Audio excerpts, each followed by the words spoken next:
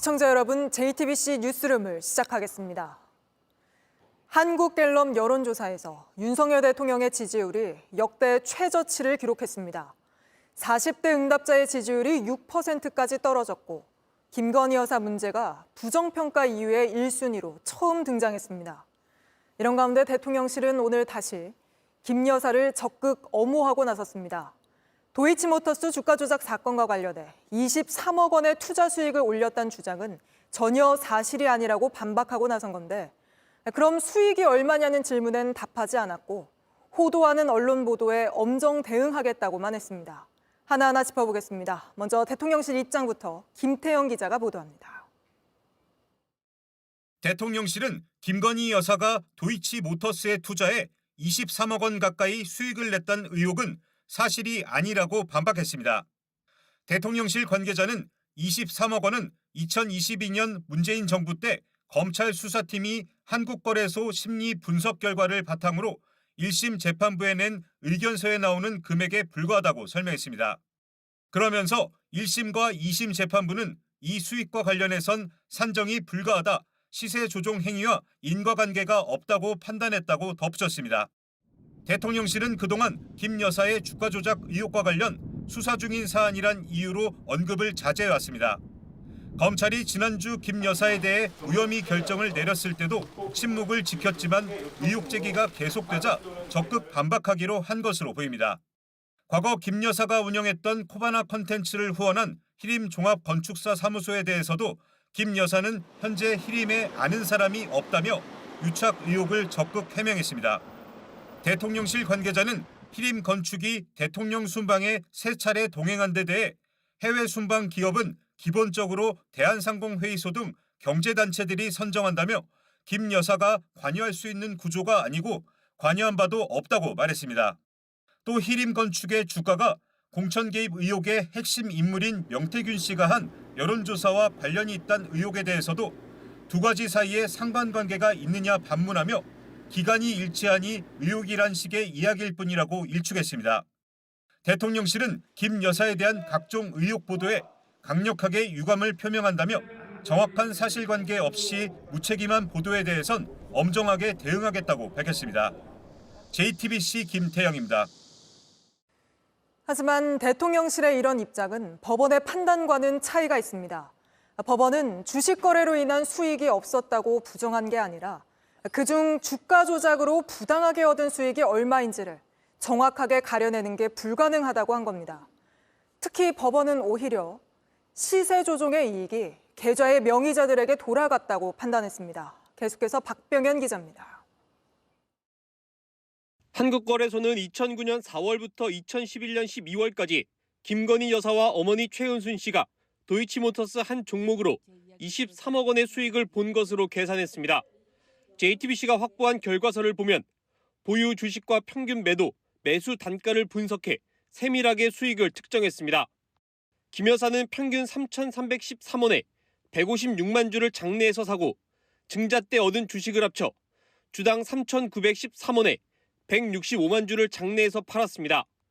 이 거래로 실제로 얻은 이익은 13억 1천여만 원, 팔지 않은 주식까지 합치면 13억 9천만 원의 차익을 봤다고 적었습니다. 이 기간 모친 최은순 씨도 9억 원 정도를 번 것으로 봤습니다. 한국거래소 결과서를 검토한 검찰은 2022년 12월 김 여사 모녀의 수익이 23억 원이라는 내용을 담아 법원에 의견서를 냈습니다. 그리고 지난달 2심 재판부는 주가 조작 일당에게 유죄를 선고하며 부당 이득을 설명했습니다. 3년여 동안 주가 변동 전체가 시세 조종에 의한 것이라고 볼 수 없다며 부당 이득 액수를 가려내는 건 불가능하다고 했습니다.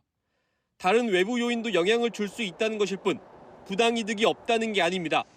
되레 법원은 시세 조종으로 인한 거래 이익은 계좌 명의인들에게 돌아간 것으로 보인다고 판단했습니다. 김 여사 모녀 수익이 23억 원이 아니라고 밝힌 대통령실 입장과는 다른 겁니다. JTBC 박병현입니다. 이어서 법조팀 연지환 기자와 스튜디오에서 좀 더 짚어보겠습니다. 자, 연 기자, 김건희 여사에 대한 검찰 무혐의 처분이 나오고 대통령실이 입장을 밝힌 건 이번이 처음 아닙니까? 네, 그렇습니다. 지난 17일에 검찰이 무혐의 처분을 했으니까요. 8일 만에 입장이 나온 겁니다. 네. 법원이 인정하지 않는 주장을 사실인 것처럼 하는 일부 보도에 대해선 엄정 대응하겠다 이렇게 밝혔는데요. 수익 관련 부분에 대해서는 적극적으로 대응을 하면서 압박에 나선 것으로 풀이됩니다. 네, 앞서 검찰도 김건희 여사를 무혐의 처분하면서 그 수익에 대한 부분을 전혀 언급하지 않아 비판을 받지 않았습니까? 네, 그렇습니다. 11장짜리 보도자료 안에는 김 여사 모녀가 23억 원의 수익을 얻었다고 분석됐다는 내용을 담지는 않았습니다. 다만 4시간 동안 브리핑을 했을 때 이 관련 질문이 나왔었는데요. 당시 검찰은 이 위법한 거래와 정상적인 거래가 다 섞여 있어서 계산이 어렵다 이런 취지로 설명을 했습니다. 이게 법원도 비슷한 취지로 판단을 했는데 이걸 다시 한번 정리하면 이게 주식 거래로 인한 수익이 아예 없었다 이런 뜻이 아니라 그러니까 부당이득, 그러니까 주식 시세 조정으로 얻은 그 부당 이득이 얼마인지를 정확하게 가려내기가 어렵다 이런 취지 아닙니까? 네, 그렇습니다. 법원도 이 부당 이득 자체를 이제 계산할 수는 없다고 봤습니다. 시세 조정 자체, 이 자체는 인정을 했지만 이 기간이 3년으로 길고 이 외부적 요인을 배제할 수 없기 때문이라는 겁니다. 다시 말해서 주가가 변동하는 이 전체를 시세 조정 때문이다 이런 걸로 볼 수가 없다는 건데요. 네. 그러니까 다시 말해서 주식 거래에 대한 수익이 없었다 이 뜻이 아니라 범행을 통해 얻은 이익이 얼마인지를 따지는 게 어렵다 이겁니다. 시세 조정과 인과관계가 없다거나 수익과 관련해 법원이 판단 불가하다고 했다는 대통령실의 설명과는 조금 다른 부분입니다. 또 하나 짚어보죠. 대통령실은 수익이 23억 원이라고 계산한 한국거래소의 심리 결과가 문재인 정부 검찰이 한 거라고 했잖아요. 네, 그렇습니다. 검찰이 한국거래소에 분석을 의뢰한 건 2020년 9월이고요. 결과를 받은 거는 11월이라서 문재인 정부 때가 맞습니다. 하지만 23억 원의 이익을 받았다는 이 내용을 검찰 의견서에 담아서 제출한 것은 2022년 12월 30일입니다. 윤석열 정부가 들어선 뒤죠. 네. 물론 권오수 전 회장 등 주가 조작 일당들이 2021년 12월에 기소가 됐기 때문에 재판은 문재인 정부 때부터 시작이 됐습니다. 계좌를 활용당해서 23억 원의 이득을 봤다는 거냐 이런 비판 여론이 많으니까 대통령실이 적극 해명에 나선 것 같은데 그러면서도 오늘 그러면 대통령실이 파악하고 있는 수익은 얼마냐는 질문에는 답하지를 않았습니다. 네, 그렇습니다. 검찰은 주식 전문성이 없고 이해도가 낮은 일반 투자자 이렇게 김 여사를 평가했습니다.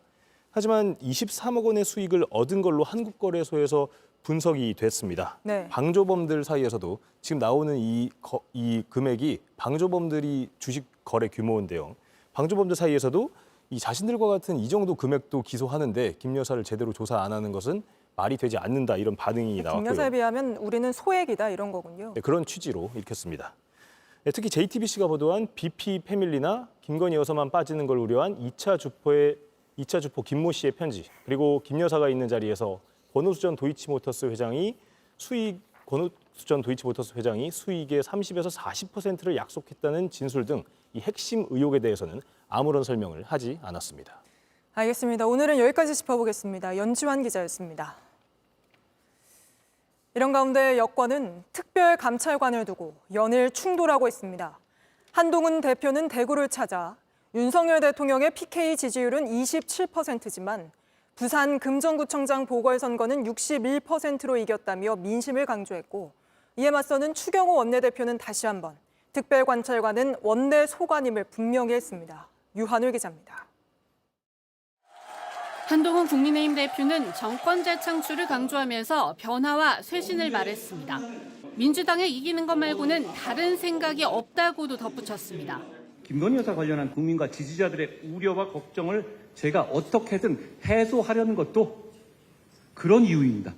그래야 우리가 당당하고 강력하게 싸울 수 있고 본인이 이끈 부산 금정구청장 보궐선거 결과와 대통령의 PK 지역 지지율을 비교하면서 민심을 강조하기도 했습니다. 국정 지지율이 27이 나왔는데 비슷한 지역에서 여당에 61%의 지지를 주신 의미는 문제를 해결할 의지를 보이고 실천한다면 민심은 얼마든지.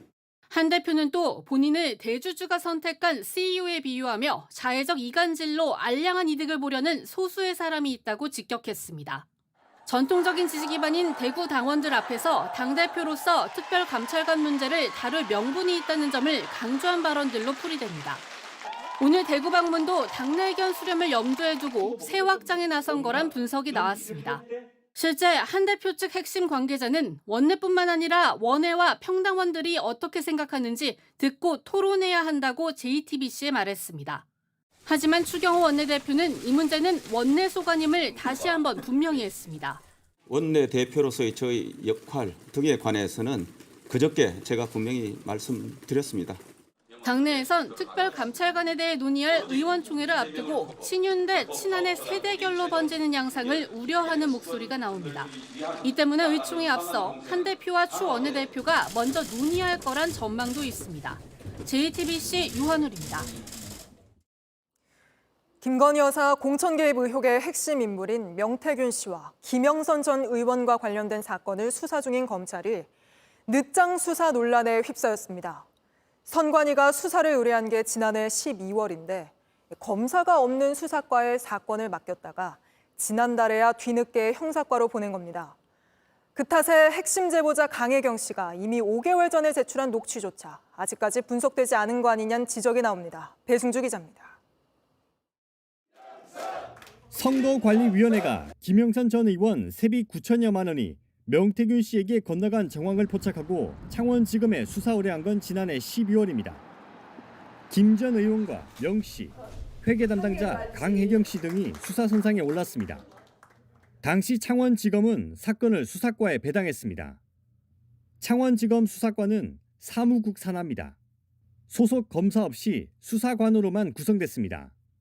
그 뒤 9개월, 수사는 지지부진하게 진행됐습니다. 본인 집에도 압수 들어올 때 모르니까 하드디스크 해갖고 버려. 어디다 폐기 처분해. 큰일 나.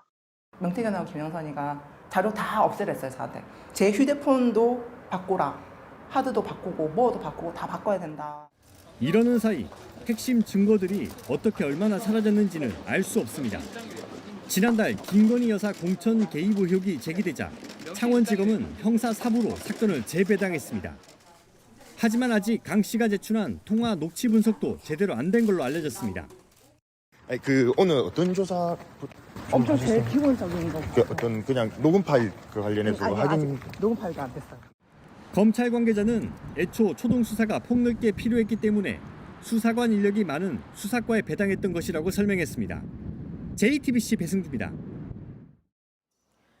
윤석열 대통령 국정 지지율이 6주 만에 다시 20%로 떨어지면서 최저치를 또 기록했는데 처음으로 김건희 여사 문제가 부정평가 이후 1위로 꼽혔습니다. 보수의 전통적인 지지 기반인 대구, 경북에서도 부정평가가 절반을 넘겼습니다. 이희정 기자입니다. 한국갤럽 조사 결과 지난주 22%였던 윤석열 대통령의 직무수행 긍정평가가 이번 주 20%로 나타났습니다. 지난달 둘째 주 정부 출범 이후 최저치를 기록했을 때와 같습니다. 지난주 69%였던 부정평가는 이번에 70%를 기록했습니다. 부정평가의 가장 큰 이유는 김건희 여사 문제로 15%를 기록했습니다. 경제, 민생, 물가, 그리고 소통 미흡이 그 뒤를 이었습니다. 당내 내부 갈등이 새롭게 부정평가 이유로 올랐는데 한동훈 국민의힘 대표 면담 등의 여파로 풀이됩니다. 김 여사 문제는 지난달 첫째 주 조사 땐 1%에 불과했지만 이달 들어 10%대로 올라 윤 대통령 지지율에 영향을 주는 핵심 변수가 됐습니다. 긍정평가 이유는 외교, 국방안보, 결단력, 추진력, 뚝심 순이었습니다. 지역별로 2년 전 대선 때 윤 대통령에게 70% 넘는 지지를 보냈던 대구 경북의 지지율이 26%까지 떨어졌습니다. 연령별로는 40대 지지율이 6%에 그쳤습니다. 대통령실은 이와 관련해 엄중한 상황인식 아래 국민 목소리에 더욱 귀를 기울여 나갈 것이라고 밝혔습니다. 정당 지지도는 국민의힘과 더불어민주당이 30%로 같았습니다. 이번 조사는 지난 22일부터 24일까지 전국 성인 남녀 1,001명을 대상으로 실시됐고 응답률 12.4%, 표본 오차는 95% 신뢰 수준에 플러스 마이너스 3.1%포인트입니다. JTBC 이희정입니다. 아직 임기 반환점도 돌지 않은 대통령의 지지율이 20%까지 떨어지는 건 이례적입니다. 부정평가 1위로 여사의 문제가 꼽힌 것도, 특정 연령대에서 지지율이 한 자릿수까지 떨어진 것도 이례적이란 평이 나오는데 하예빈 기자가 분석해봤습니다. 취임 이후 2년 6개월 만에 윤석열 대통령 지지율은 20%까지 떨어져 두 번의 최저치를 기록했습니다. 비슷한 시기 역대 대통령의 지지율을 따져봤습니다. 대통령 직선제 도입 이후 당선된 대통령들의 3년차 3분기 평균 지지율입니다.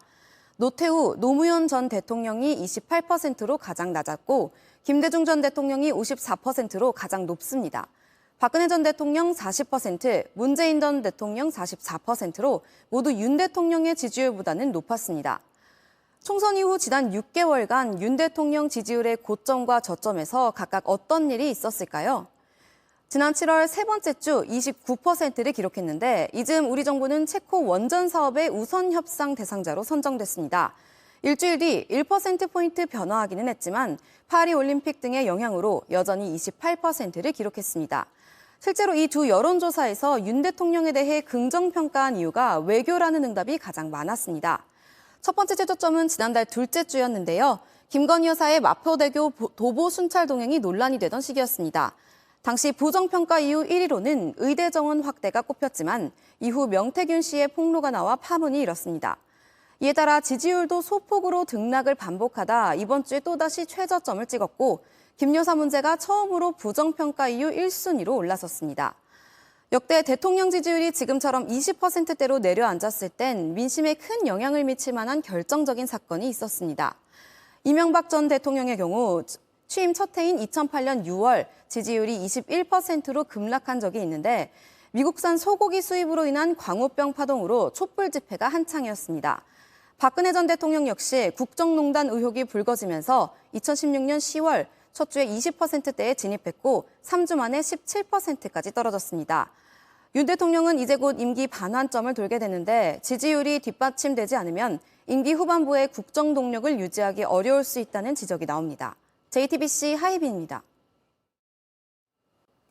국회 국정감사에서는 야당 의원들이 대통령 관저 내부에 호화시설이 있는 거 아니냐는 의혹을 제기했습니다. 그러면서 감사위원 회의록을 전부 공개하라고 했는데 감사원은 독립성과 정치적 중립성을 훼손할 수 있다며 거부했습니다. 최규진 기자입니다. 민주당은 대통령 관저 이전 관련 감사원이 감사를 제대로 하지 않았다고 문제 삼았습니다. 관저 이전 과정에서 준공 도면조차 없었다는 게 드러났다면서 외부에 알려지면 안 되는 공간이 만들어진 게 아니냐고도 했습니다. 김건희 여사와 관련한 호화시설이 있는 게 아니냐는 겁니다. 관저 사적인 공간에 온 그 내용을 알면 온 국민을 염장지를 호화시설이 있었다. 이런 보고서에 담겨있다고 그러는데 맞습니까? 저는 그런 기억이 없습니다. 그러면서 감사가 제대로 이루어졌는지 감사위원 개별 의견 등을 보겠다며 회의록 등을 전부 공개하라고 압박했습니다. 전날 법사위는 약 30분간 회의록 등을 열람하도록 하라고 정했지만 감사원은 회의록 등 공개를 거부했습니다. 대통령실에서 반환용 청구라고 했던 명품방인지 아니면 미용방인지 아니면 주술방인지 최소한 감사위원회 회의록을 저희가 봐야 되겠다는 겁니다. 여당에선 회의록 등을 공개하는 건 감사원의 독립성과 정치적 중립성을 훼손하는 것이라고 맞섰습니다. 내부에서 감사위원회 그 심의 그런 내부 자료를 달라고 그게 준 적도 없고 무리하게 현장을 가서 겁박질고 방해하고 이게 얼마나 부끄러운 우리 법사위의 모습입니까? 정청래 법사위원장은 최재해 감사원장 등을 국회 증언감정법 위반으로 고발한 데 이어 국회 모욕죄도 추가하겠다고 밝혔습니다. 감사원은 그동안 관례로 존중되어 회의록이 미제출된 것만으로 고발을 의결한 것은 유감이라고 밝혔습니다. JTBC 최규진입니다. 잇따른 실언으로 구설수에 오른 임현택 대한의사협회 회장을 탄핵하기 위한 움직임이 커지고 있습니다. 임 회장이 자신을 비방한 회원을 고소한 뒤 1억 원의 합의금을 요구해 논란이 더해졌는데 임 회장 측은 감정을 조절하지 못해 벌어진 일이라고 해명했습니다. 강나연 기자입니다. 의협대의원 103명은 어제 운영위원회에 임시총회를 소집하자고 요청했습니다. 안건은 임현택 회장의 불신임과 비상대책위원회 운영 여부입니다. 이들은 임 회장은 끊임없는 실언과 막말로 협회 명예를 훼손하고 있고 개선의 여지가 없다고 했습니다. 만약 11월 초에 총회가 열려 대의원 110명 이상이 찬성하면 불신임안이 통과됩니다. 한 대의원은 대외 투쟁과 의료계 내부 조율도 실패한 데다 정제되지 않은 언행으로 부끄러움을 주는 회장이 됐다고 내부 불만을 전했습니다. 임 회장은 대한전공의협의회 비대위와도 여전히 소통이 안 되는 상태입니다. 김교웅 의협대의원회 의장은 임 회장이 전공의 비대위와 관계 개선을 할 수 없다면 집행부 스스로 결단을 내려야 할 것이라고 어제 경고하기도 했습니다. 이런 가운데 임 회장이 의협 회원에게 돈을 요구했다는 주장도 나왔습니다. 지난 7월 의사 커뮤니티에 의협 회장이 전공의 지원금 4억 원을 빼돌렸다는 비방글이 올라왔습니다. 임 회장은 작성자인 서울시의사회 임원을 고소했는데 사과를 받는 과정에서 5만 원권으로 현금 1억 원을 주면 고소를 취하하겠다고 한 겁니다. 의협은 실제 합의금을 요구한 발언이 있었다는 점은 인정했습니다. 그러나 실제 돈을 내놓으라는 뜻이 아니라 잘못이 그만큼 크다는 점을 강조한 것이라며 그 과정에서 임 회장이 감정을 조절하지 못했다고 해명했습니다. JTBC 강나현입니다. 다음 주면 이태원 참사 2주기입니다. 헬로윈 대회를 앞둔 금요일 저녁, 이태원에 다시 사람들이 모이고 있다고 하는데 바로 현장으로 가보겠습니다. 자, 김한수 기자, 2년 전 참사가 났던 바로 그 골목이죠. 사람들이 많이 모였습니까? 네, 사람들이 조금씩 모여들고 있습니다. 하지만 참사 이전과 같은 축제 분위기는 느껴지기 어려운데요. 제 옆으로 지난해 세워진 이태원 참사 표지판이 보입니다. 지금은 하얀 천막으로 가려놨는데 오는 29일 이태원 참사 2주기를 앞두고 세단장에 들어간 겁니다. 골목 안쪽도 비교적 차분한 모습입니다. 낙서를 하지 말라는 경고문도 보이고 평소 시끄럽게 울리던 클럽 음악 소리도 오늘은 볼륨을 많이 낮춰놨습니다. 불법 건축물이나 입간판 같은 것들이 2년 전엔 문제가 됐었는데 지금은 어떻습니까? 네, 골목길을 비좁게 만들었던 입간판이나 불법 건축물들은 보이지 않습니다. 골목길마다 안전요원도 배치돼서 시민들의 통행을 관리하고 있는데요. 2년 전 양방향에서 오가던 사람들로 혼잡했던 골목길은 지금은 일방통행으로 관리됩니다. 또 차도와 인도 사이에는 안전 펜스가 설치됐고 불법 주정차나 노점상들도 보이지 않습니다. 헬로윈 기간은 다음 주까지 이어지잖아요. 안전관리는 계속되는 거죠? 네, 우선 이번 주말부터 경찰 병력 3,000명이 홍대와 이태원 또 강남역에 배치될 예정입니다. 용산구청도 안전관리 대책을 세우고 이태원 현장에 상황실을 만들었습니다. 주최자가 없는 행사도 재난관리를 지자체가 하도록 재난안전법이 개정된 데 따른 건데요. 서울교통공사는 이태원역에 내리는 사람 수에 따라서 단계적으로 안전관리를 강화하겠다는 방침입니다. 저희 취재진은 이번 주말부터 이태원역 등 주요 관리 지역을 돌아보면서 무엇이 바뀐 것인지 또 문제는 없는지를 취재해서 계속해서 보도해드리도록 하겠습니다. 알겠습니다. 이태원에서 김한수 기자가 전해드렸습니다. 밤사이 부산에 있는 미군 부대 창고에서 큰 불이 났습니다. 창고가 샌드위치 패널로 지어져 화재를 키웠는데 인근 주민들은 뜬 눈으로 밤을 지새우며 불안에 떨어야 했습니다. 구석찬 기자입니다. 아파트에서 내려다본 미군 부대는 말 그대로 불구덩이입니다. 시뻘건 불길은 고가도로 위에서도 보일 만큼 높게 치솟습니다. 와, 빠이야, 아파트 개안나, 와.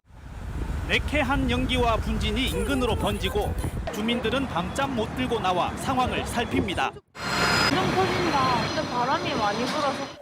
어제 저녁 6시 반쯤 부산항으로 반입되는 미군 장비 등을 보관하는 미군 55 보급창 냉동창고에서 불이 났습니다. 창고에는 우레탄과 고무 등 다연성 자재가 쌓여 있었습니다. 불꽃이 튀기 시간인데 거의 한 2시간 넘게 한 3시간 정도 불꽃이 올라갔을 거예요. 폭발이 잇따르며 불은 더 커져 인근 소방서 10여 곳의 인력과 장비가 총출동해 진화 작업을 벌였습니다. 하지만 샌드위치 패널로 된 창고 건물 자체가 불쏘시개 역할을 해 불은 쉽게 꺼지지 않았습니다. 19시간이 지난 오늘 낮에야 완전히 꺼졌습니다. 해상 오염도 걱정이었습니다. 해경은 오늘 새벽 부산항으로 이어지는 동천 하류에 120m 길이의 오일 펜스도 설치했습니다. 만일의 사태에 대비해 부대 내 외부 수문도 닫도록 했습니다. 진가루라든지 그리고 뭐 이제 포말이 하수로에서 강우로에서 나올 수도 있어서 부대 인력은 모두 퇴근한 뒤라 인명피해는 없었습니다. 미군은 우리 소방 당국과 함께 화재 원인을 조사하기로 합의했습니다. JTBC 구석찬입니다. 오늘부터 상습 음주운전자 차량에 특수한 장치를 다는 제도가 시행됩니다. 후 불어야지만 시동이 걸리는데 알코올이 감지되면 아예 시동조차 걸리지 않도록 만든 장치입니다. 김희랑 기자입니다. 운전대 옆에 기기 하나가 붙어 있습니다. 호흡을 길게 불게 되면 이 기계가 알코올의 유무를 확인합니다. 한번 해보겠습니다. 네. 취재진이 술을 한 모금 입에 머금었다 뱉은 뒤 불어봤습니다. 음주운전 방지 장치에서 알코올이 검출된 경우 이렇게 실패 문구가 뜨고 시동이 걸리지 않습니다. 상습 음주운전을 막기 위한 방지 장치입니다. 5년 안에 2번 이상 음주운전이 적발된 경우 이 장치를 달아야만 운전면허를 다시 받을 수 있는 제도가 오늘부터 시작됐습니다. 음주운전 면허 취소 기간이 끝난 뒤 취소 기간만큼 설치해야 하기 때문에 이르면 2026년 10월쯤 실제로 이 장치가 현장에 도입될 걸로 예상됩니다. 시동을 걸 때마다 불어야 하고 알코올 성분이 감지되면 시동이 걸리지 않습니다. 다른 사람이 대신 불지 못하도록 얼굴을 인식하는 카메라도 달려 있습니다. 최대 300만 원 정도 예상되는 설치 비용은 음주운전 재범자가 전액 부담해야 합니다. 1년에 2번씩 점검도 받고 운행 기록 등도 제출해야 합니다. 음주운전 방지 장치 설치를 위한 비용의 일부를 정부에서 지원한다거나 이를 잘 지키는 사람들을 대상으로 선발해서 별도의 지원을 해주는 방안 등이 필요할 것 같습니다. 도로교통공단은 전국에 6곳으로 예정된 방지장치 점검소를 2년 안에 더 많이 늘릴 계획이라고 밝혔습니다. 이미 이 제도를 시행 중인 미국과 캐나다 등에선 음주운전 재범률이 크게 줄어드는 효과를 봤습니다. JTBC 김희란입니다. 비만 치료제 위고비는 고도비만 환자에 쓰이는 치료제인데 벌써부터 이걸 다이어트에 쓰려고 비대면으로 처방받는 경우가 적지 않습니다. 문제는 이를 막을 수 있는 제도가 없어 오남용 우려가 크다는 건데 황계린 기자가 취재했습니다. 자신을 의사라고 소개한 이가 비만 치료제의 위고비를 홍보합니다. 수량이 적으니 빨리 사전 예약하라고도 알렸습니다. 인터넷 커뮤니티에도 비대면으로 쉽게 처방받았다는 후기가 잇따라 올라오고 있습니다. 실제 비대면 앱에 접속하면 곧바로 진료가 가능한 의료진 10여 명이 화면에 뜹니다. 처방 받으시고 재고 있냐고 여쭤보시는 분들도 굉장히 많고요. 저희 약국에만 오늘만 한 15분 정도 오셨던 것 같아요. 그냥 미용관리 차원의 목적으로도 받으시는 분들도 계시고요. 이건 식약처가 고도비만 환자에게만 사용해야 한다고 한 치료제인데 다이어트 약으로 쉽게 구할 수 있다는 겁니다. 그러니까 진짜 뭐 일상생활 안 될 정도로 뭐 계속 토하고 배 아프고 뭐 설사하고 체중이 많이 나가지 않는 사람들한테 썼을 때는 훨씬 더 이제 위험도가 사실 높다고 봐야 되는 거죠. 또 췌장염이나 담석증 등의 부작용도 나올 수 있는데 현재 이를 막을 수 있는 제도가 없어 오남용이 될 우려가 큽니다. 비대면 처방을 금지하는 약품이 아니기 때문입니다. 정부는 곧 대책을 세우겠다고 했습니다. 그래서 오남용 의료 의약품으로 지정도 식약처와 협의했고 하고 오전에 그 비만 치료제하고 탈모제에 대해서는 또 제외하는 방안을 검토하라고 하셨으니까. 다만 국내 부작용 보고 등이 아직 취합되지 않아 당장 비대면 처방을 금지하는 게 불가능할 것이란 걱정도 나옵니다. 대한비만학회는 불법 판매와 미용 목적 사례를 적극 단속해야 한다고 경고했습니다. JTBC 황예린입니다. 핏불 테리어 같은 맹견을 키우려면 반려견의 기질 평가를 한 뒤 사육 허가를 받아야 합니다. 그런데 정부가 본격적인 시행을 1년 늦추기로 했습니다. 견주들의 참여가 저조하다는 건데 왜 그런지 성화선 기자입니다. 반려견 옆으로 유모차가 지나갑니다. 80데시벨 이상의 아기 울음소리도 납니다. 킥보드를 탄 남자가 옷을 펄럭이며 지나가면서 경적을 울리기도 합니다. 반려견의 공격성을 평가하는 기질평가입니다. 낯선 사람이 택배를 떨어뜨리는 등 갑작스러운 상황에 어떻게 반응하는지 12개 항목을 평가합니다. 핏볼 테리어 등 맹견 5종을 키우려면 보험 가입 등을 거쳐 사육 허가를 받아야 하는데 기질 평가도 필수입니다. 해마다 2,000건 넘게 발생하는 개물림 사고를 예방하기 위해서입니다. 평가 기회는 3번 주어집니다. 만약 통과하지 못하고 공공의 안전을 위협할 수 있다는 판단이 나오면 안락사 조치가 내려질 수 있습니다. 이 때문에 견주들이 기질 평가를 꺼린다는 우려가 나옵니다. 안락사에 대한 두려움이 일단 제일 컸는데 혹시나 모를 돌발 상황이 있을까 봐 그게 제일 망설였던 것 같아요. 주변에서는 평가를 안 하시려는 분들이 굉장히 많았어요. 정부는 사람을 다치게 하는 등 불가피한 상황에서만 안락사를 신중하게 판단할 것이라고 했습니다. 기질평가 1회 비용은 25만 원인데 견주들에게는 적잖은 부담입니다. 정부는 보호자의 부담 등을 고려해 내년 10월까지 맹견 사육 허가제의 계도 기간을 두기로 했습니다. 그 이후 허가 없이 맹견을 기르면 1년 이하 징역 또는 1,000만 원 이하 벌금이 부과됩니다. JTBC 성화선입니다. 어제 예상보다 훨씬 나빴던 3분기 경제 성장률이 공개되자 우리 경제를 둘러싼 우려가 커지고 있습니다. 2달 전에는 대통령까지 나서서 경제가 확실하게 살아날 거라고 장담했던 만큼 정부 인식이 지나치게 낙관적이란 비판도 나옵니다. 공다솜 기자입니다. 미국을 방문 중인 최상목 경제부총리는 올해 성장률 전망에 하방 위험이 커졌다며 수출 불확실성에 경각심을 갖고 대응하겠다고 말했습니다. 현재 정부와 한국은행 성장률 전망치는 각각 2.6%, 2.4%인데 하향 조정을 시사한 겁니다. 지난 1분기 1.3% 깜짝 성장했을 때만 해도 정부는 경기 전망을 낙관했습니다. 성장 경로에 선명한 청신호가 들어왔습니다. 교과서적인 성장 경로의 복귀라고 평가할 수 있습니다. 마이너스 성장률이 기록한 2분기 후에도 낙관론은 이어졌습니다. 우리 경제가 확실하게 살아나고 있고 앞으로 더 크게 도약할 것이라고 국민 여러분께 분명하게 말씀을 드립니다. 특히 정부가 매달 발표하는 경제동향 보고서 그린북에선 9월에 이어 10월에도 수출을 통한 경기 회복 흐름이 이어진다고 돼 있습니다. 하지만 정작 3분기엔 우리 경제의 한 축이던 수출이 고꾸라지며 오히려 성장률을 1%포인트 가까이 끌어내린 걸로 나왔습니다. 글로벌 투자은행들은 이미 지난달부터 한국 수출이 정점을 찍고 꺾일 가능성이 크다고 내다봤습니다.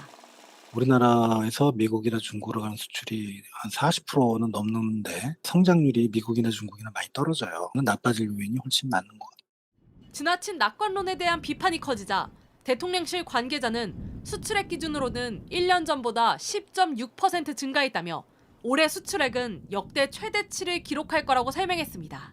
JTBC 공다솜입니다.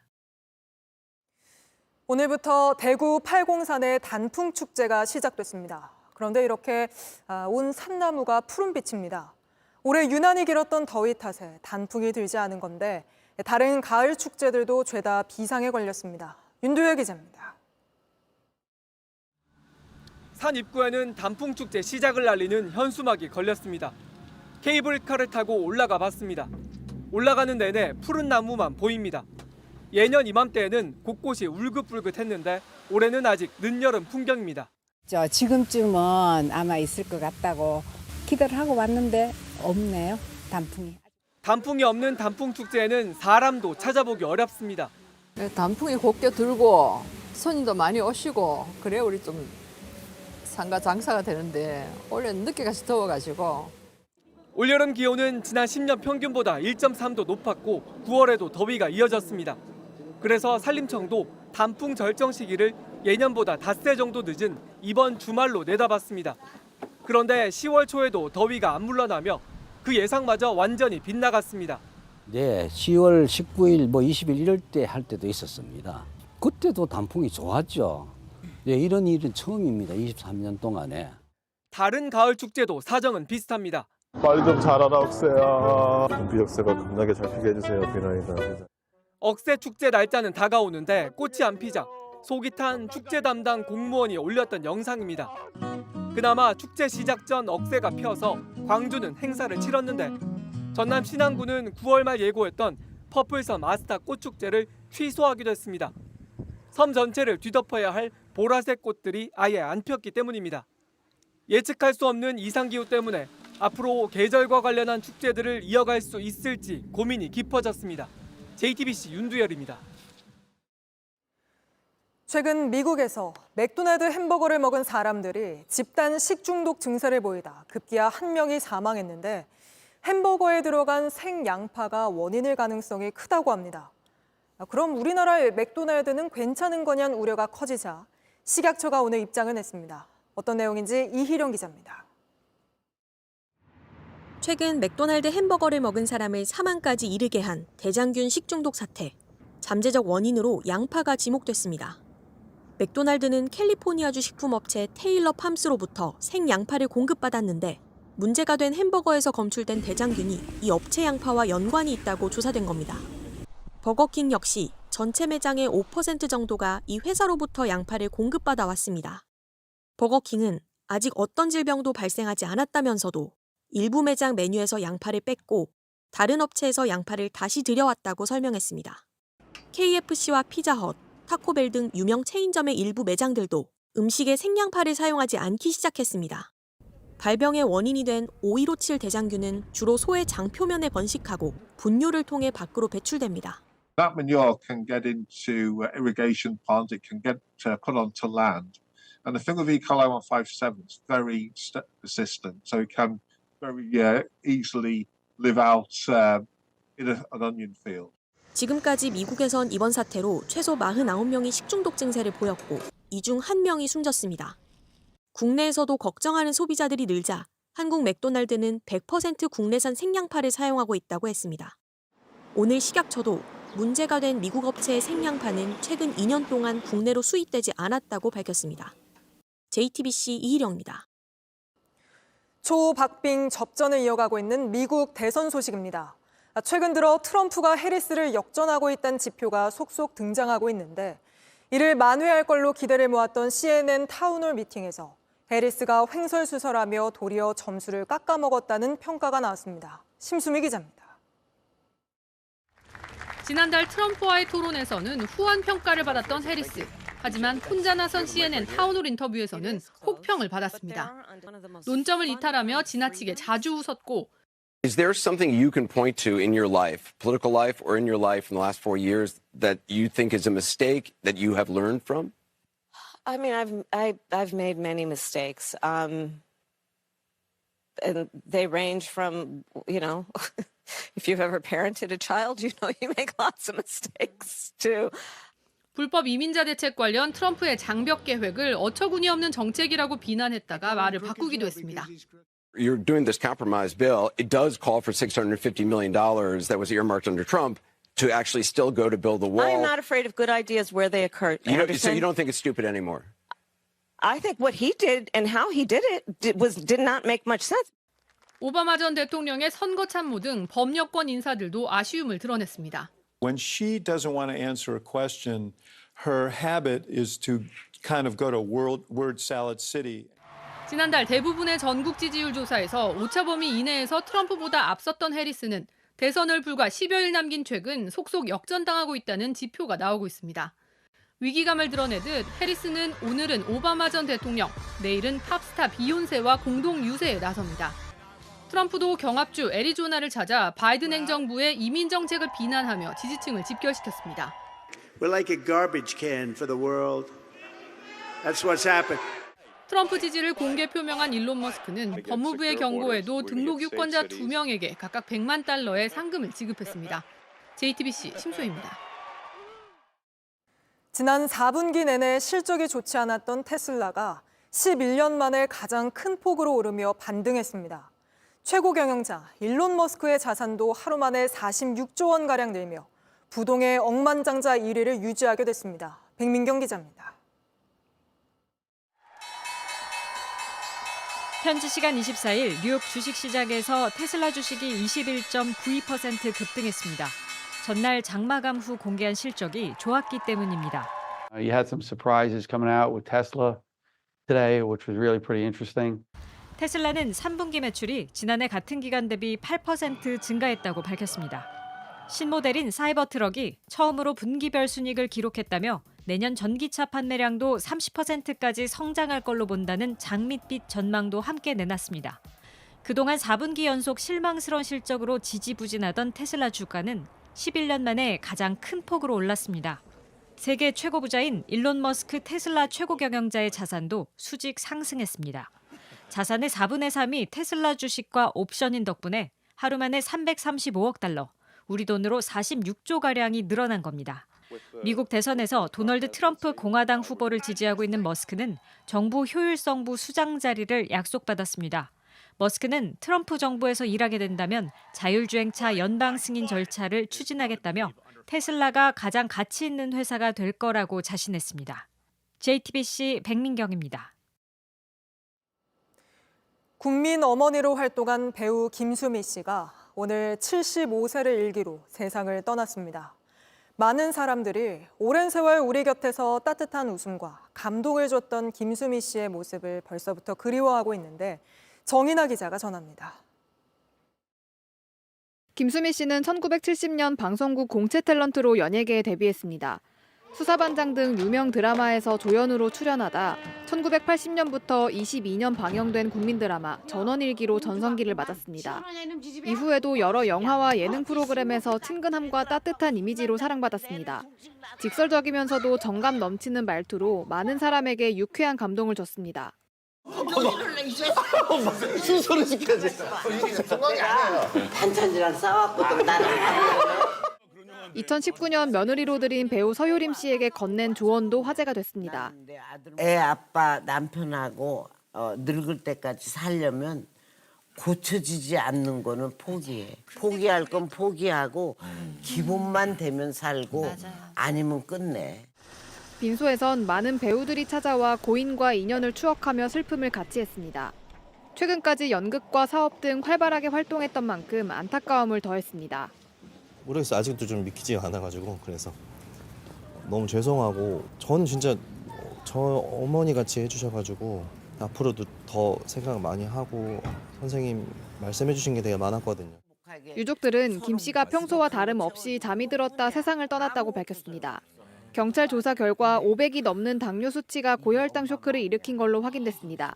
뮤지컬 출연료 문제와 사업 스트레스가 건강을 해쳤던 걸로 보입니다. 발의는 이번 주 일요일로 예정돼 있습니다. JTBC 정인아입니다. 그런가 하면 가수 신해철 씨가 의료사고로 세상을 떠난 지도 올해로 10년이 됐습니다. 팬들은 여전히 그의 노래와 이야기를 그리워하며 또 소환해내고 있는데 최승기 기자가 전합니다.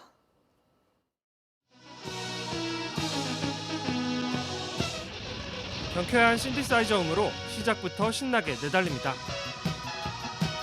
1988년 그대에게를 부르던 대학생 신해철을 잊지 못합니다. 남들이 잘 하지 않았던 그런 부분에 있어서 굉장히 폭넓게 좀 앞서 나갔었어요. 밴드 넥스트를 결성해선 1990년대의 세상을 마주하며 그 시대의 이야기를 풀어냈습니다. 그의 노래는 끊임없이 우리 사회에 질문을 던졌습니다. 그런 생각을 했었구나. 아, 이런 노랫말을 남겼구나. 참 굉장히 앞서가고. 노래만 부르는 가수가 아니라 노래를 만드는 작사, 작곡가, 그리고 프로듀서로 나아가 사회운동가처럼 나서게 됐습니다. 당연하다고 받아들이는 세상의 부조리를 비틀어보고 또 꼬집었습니다. 신해철 씨가 이 빠른 소리를 잘했잖아요, 그죠? 뭐 사회적으로 좀 문제가 있거나 따끔한 소리도 출첵도 좀 하고. 무엇보다 힘없는 약자의 편에서 목소리를 내길 주저하지 않았고 보험사 직원이 나와서 최소한 주유소까지 갈 수 있는 기름은 넣어주듯이 그런 과정에 있는 사람들이 최악의 절망은 겪지 않도록 하는 게 복지잖아요. 그렇지. 청년에겐 늘 다정한 어른이었습니다. 그런 얘기하고 싶습니다. 꿈을 이루면 모든 게 다인 것처럼 생각이 되지만 그 꿈을 이루는 과정에서 잃어버려서는 안 될 것도 있는 것 같고 그리고 그 꿈이 꼭 행복이랑 직결되는 건 아니라는 거. 그가 세상을 떠난 지 벌써 10년. 여전히 마왕 신해철을 그리워하는 이유입니다. 어른이 없어서요. 어른이기를 거부하는 시대가 온 것 같아요. 좀 해철의 형이 와서 정리를 좀 해줬으면 좋겠어요. 넥스트 멤버는 물론 가수 싸이와 홍경민, 김동완 등 동료 가수들은 세상을 떠난 신해철을 불러냈습니다. 내일부터 이틀간 천상의 마왕을 위한 10주기 콘서트가 열립니다. JTBC 최승기입니다.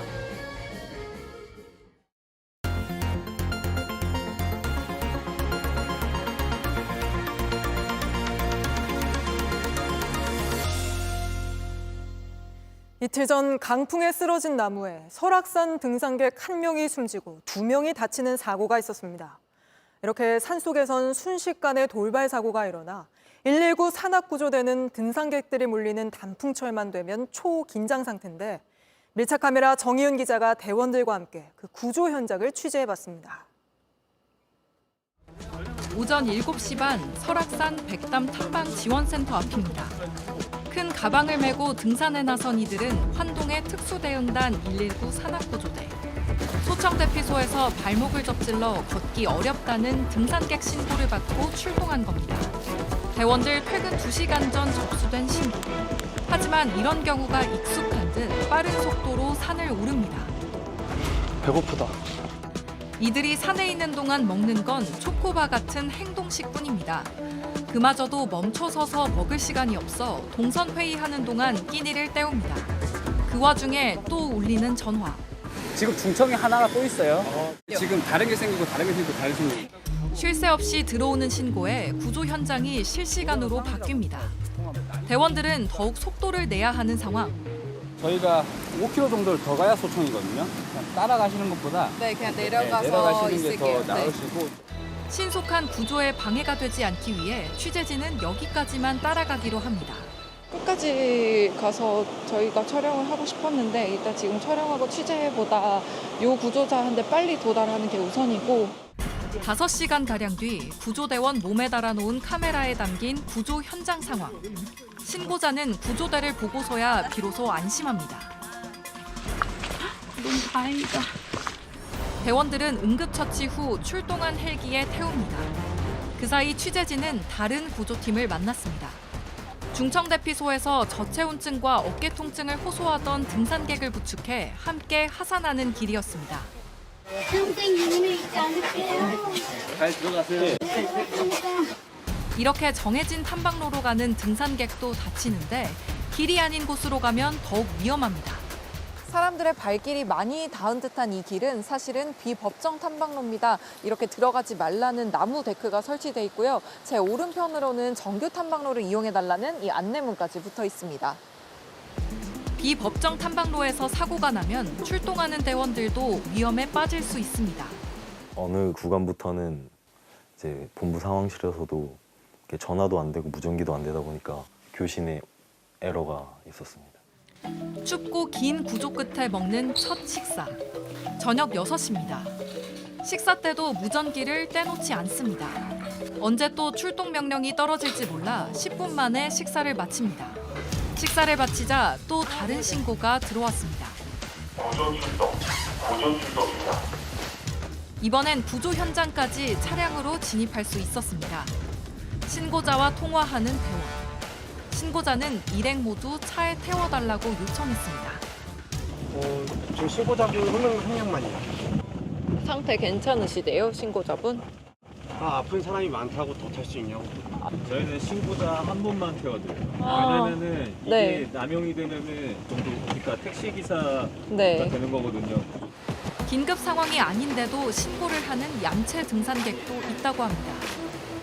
본인들이 이제 걷는 속도로는 버스 시간을 못 맞추니까 신고해가지고 바쁘다고 하고 도착하면 저희 버스 시간이 몇 시인데 막 이렇게 말씀하시거든요. 하지만 고마움을 표시하는 사람들 덕분에 기운이 난다고 합니다. 손자들 같은 아이들인데 괜히 나 때문에 미안하다. 뭐 이런 따뜻한 말 한마디 해주시는 게 저희한테는 되게 큰 그냥 그런 거죠. 많게는 24시간 내내 산을 타는 대원들은 쉬는 날마저 운동을 놓을 수 없습니다. 저는 이틀 쉬는 동안 운동밖에 안 하거든요. 근데 운동하러 나가면은 저희 다 대원분들만 계세요. 우리 팀이 출동을 나갔는데 내가 1인분이 안 되면은 우리 팀한테는 저는 또 한 명의 구조 대상자가 될 뿐이거든요. 10시간 만에 구조가 끝나고 돌아오자마자 바로 장비부터 다시 챙깁니다. 언제 또 출동할지 몰라서입니다. 가급적 2명 이상 정해진 등산로로 다니고 자신의 체력보다 무리하지 않기. 이 대원들을 만나지 않고 가장 안전하게 귀가할 수 있는 방법입니다. 밀착 카메라 정희훈입니다.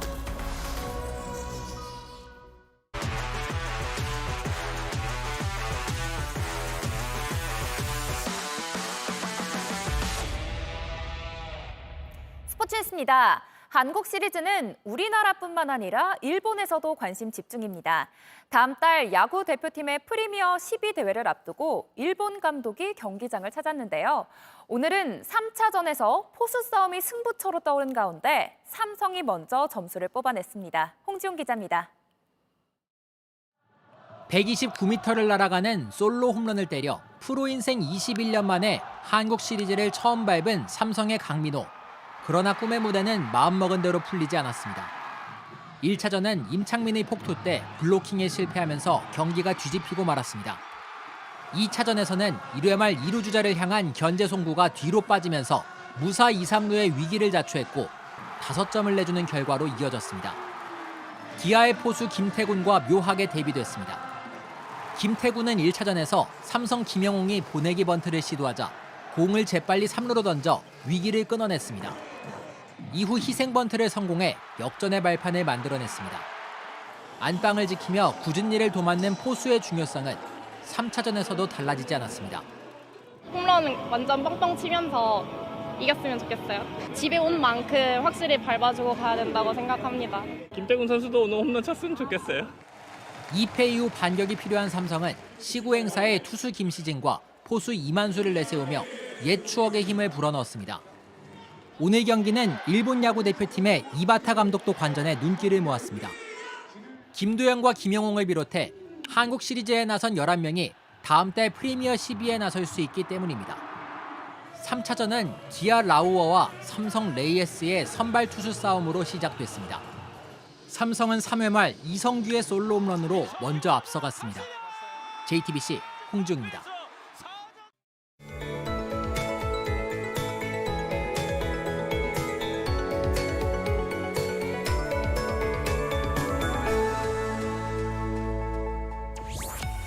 요즘엔 아침 공기는 차가워도 낮이 되면 금세 포근해지는데요.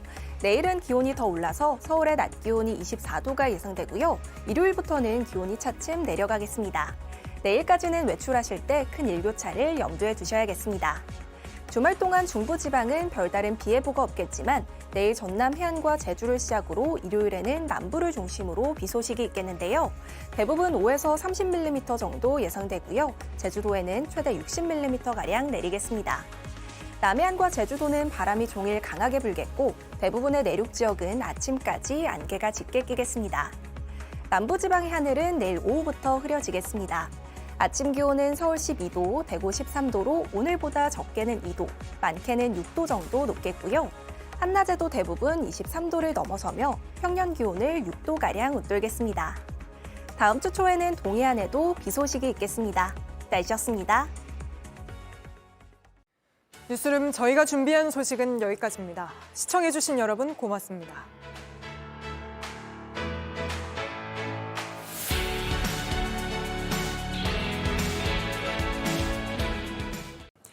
JTBC 뉴스를 시청해주셔서 고맙습니다. 저희는 저녁 6시 50분 뉴스룸에서 뵙겠습니다.